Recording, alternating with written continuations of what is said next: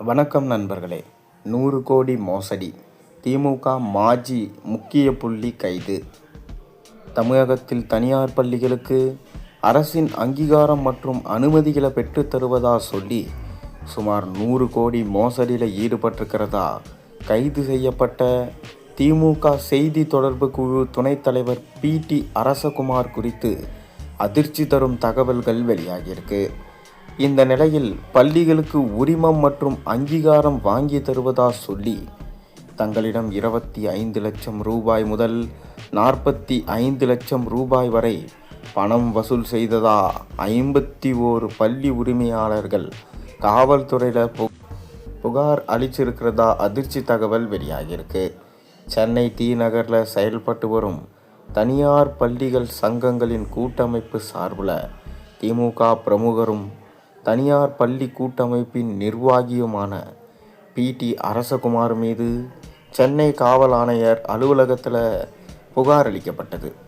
அந்த புகாரில் தமிழகம் முழுவதும் உள்ள தனியார் பள்ளிகளுக்கு நிரந்தர அங்கீகாரம், பள்ளிகளின் தர உயர்வு, கூடுதல் வகுப்பறைகள் அமைக்க அனுமதி, கட்டிட திட்ட ஒப்புதல் உள்ளிட்ட பல்வேறு அரசு அனுமதிகளை பெற்றுத் தருவதா சொல்லி சுமார் 100 கோடி வரை வசூலித்து மோசடி செய்வதா சொல்லப்பட்டது.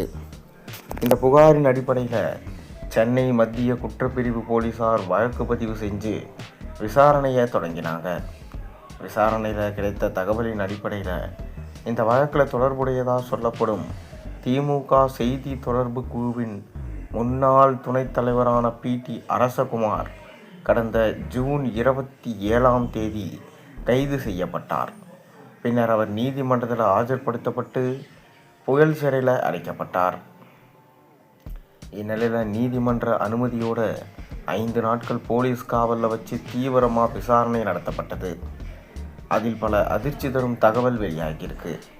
அதாவது வசூலித்த பணத்தில் அதிகாரிகள் மற்றும் அரசியல் கட்சிகளின் முக்கிய புள்ளிகளுக்கு பங்கு சென்றதும் 5 ஸ்டார் ஹோட்டலில் பார்ட்டி உள்ளிட்டவை வைத்ததாக சொல்லப்பட்டது. அது மட்டுமல்லாமல் பெற்றோர் ஆசிரியர் சங்கம் என்ற பெயரில் பிரபல பள்ளிகளில் சீட்டு வாங்கி தருவதா மாணவர்களிடம் அவர்களின் பெற்றோர்களிடமும் பணம் வாங்கியிருக்கிறார். மேலும் அவர்களிடம் பெற்ற பணத்துக்கு கணக்கு இல்லை. இதனால் மோசடி தொகை மேலும் அதிகரிக்கலாம் என சொல்லப்படுது. இதற்கிடையே அரசகுமாரிடம் பணம் கொடுத்து ஏமாந்தவர்கள் புகார் அளிக்கலாம் என சொல்லப்பட்டிருக்கு.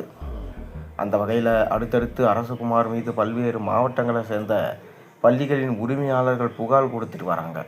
முதற்கட்டமாக 10 பேர் வரை புகார் கொடுத்திருந்த நிலையில தான் தற்போது அந்த எண்ணிக்கை 51 அதிகரிச்சிருக்கு. பள்ளிகளுக்கு இடைக்கால உரிமம், அங்கீகாரம் மற்றும் நிரந்தர அங்கீகாரம் பெற்றுத் தருவதாக கூறி 25 லட்சம் ரூபாய் முதல் 45 லட்சம் ரூபாய் வரை வசூல் செஞ்சுருக்கிறாங்களாம். ஒரு பள்ளிக்கு 30 லட்சம் என 150 கோடியை தாண்டலாம் என சொல்லப்படுது. மேலும் பல பள்ளிகள் இவர் மீது புகார் அளிக்கலாம் என காவல்துறை எதிர்பார்க்குறாங்களாம்.